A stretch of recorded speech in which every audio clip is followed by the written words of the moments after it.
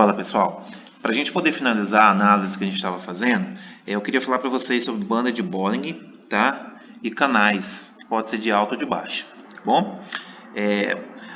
Tanto a banda de Bollinger quanto os canais, ela serve para demonstrar em que região que nós estamos de suporte e resistência e qual alvo que nós podemos alcançar nessas regiões a partir do momento que a gente entra comprado ou vendido, tá? Vamos primeiro trabalhar com os canais. A gente está aqui no que aconteceu hoje, 4 de março, no mini índice, nos 15 minutos, que é um gráfico que eu gosto de trabalhar porque ele é mais confiável. A maioria gosta de trabalhar no gráfico de 5 ou de 10, mas eu gosto do de 15, pessoalmente, tá bom? Para a gente montar um canal, aqui no nosso caso, seria um canal de baixa, porque eu estou formando topos e fundos descendentes. Então, logo eu imagino que vai ser um canal de baixa. Eu clico aqui nessa ferramenta do Profit Chart, e quando eu clicar, eu vou procurar um topo e vou procurar um fundo, tá? Ou dois topos ou dois fundos. No nosso caso aqui, ó, eu tenho esse topo e tenho esse topo, correto? Então, eu marco a primeira parte do canal, a primeira linha do canal, tá bom? E aqui embaixo eu marco nesse fundo aqui, tá? Esse fundo aqui foi o primeiro fundo que teve no dia, ok? Então, você vai olhar aqui, eu vou ter um canal de baixa com topos e fundos descendentes. Bem, o que o mercado fez? E para que vai servir esse canal no que o mercado trabalhou aqui?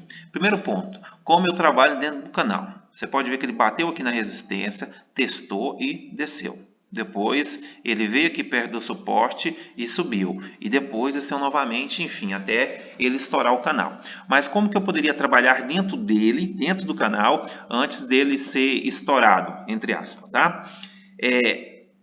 Primeiro ponto, se aqui é uma resistência e aqui é um suporte, o que acontece? Eu preciso de um candle, de um gatilho, de um sinal de reversão para que eu possa entrar vendido ou possa entrar comprado, certo? Aqui nós vamos ver que quando bateu na resistência na primeira vez, formou um doji, um sinal de indecisão. Porém, ele rompeu a mínima dele e veio com essa estrela cadente perto da resistência. Eu poderia entrar vendido aqui? Com certeza eu poderia entrar vendido, tá? Se eu entrasse vendido e fosse até a última baixa que ele fez aqui, antes dele reverter, ele teria me dado 773 pontos, tá bom?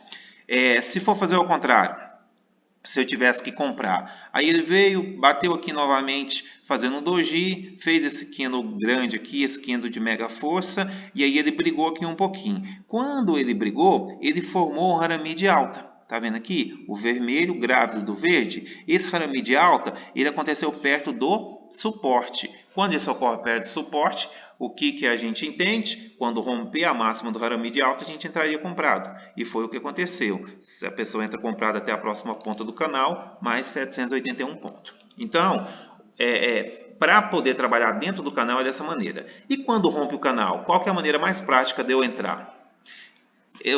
O que a maioria das pessoas seguem é assim, rompeu aqui, tá vendo nesse doji? Rompeu a alta. Quando rompe, você não entra no rompimento, porque a gente nunca entra na tendência, a gente entra na confirmação.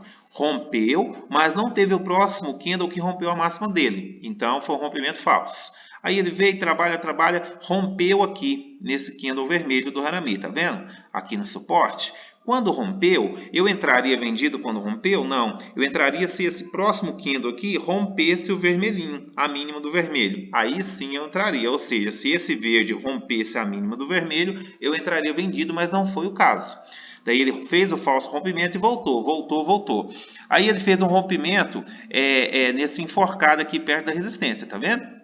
Quando ele fez esse rompimento, em que momento que eu entro? Na hora que ele faz o rompimento? Não. Por quê? Porque isso aqui é uma tendência.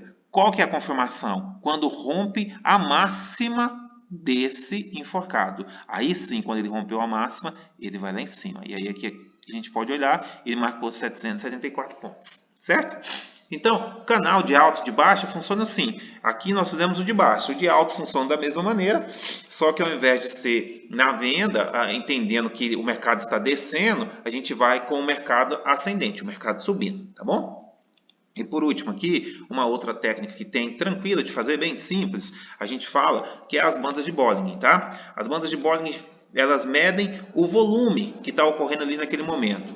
E por meio desse volume, que são essas bandas que estão aqui na parte superior e na parte inferior. E no meio são é a média móvel, tá bom? Isso quer dizer o quê? Que o preço sempre tende a voltar à média.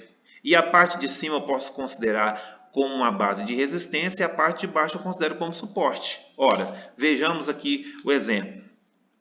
A ideia é a mesma do canal. Olha aqui, consideremos que essa parte de cima aqui é a resistência. Ele veio, formou esse doji, formou essa estrela cadente. Quando formou a estrela cadente, ele vai até na média móvel. Tá vendo? E te gera lá 903 pontos. Ok? Aí ele vem e bate na média móvel. Ela seria a primeira parcial. Aí ela faz um pullback e depois retorna descendo até chegar na outra parte da banda de Bollinger. Ok? Quando ela chega aqui na outra parte, que é a parte inferior que a gente considera um suporte, ela forma um Harami de alta.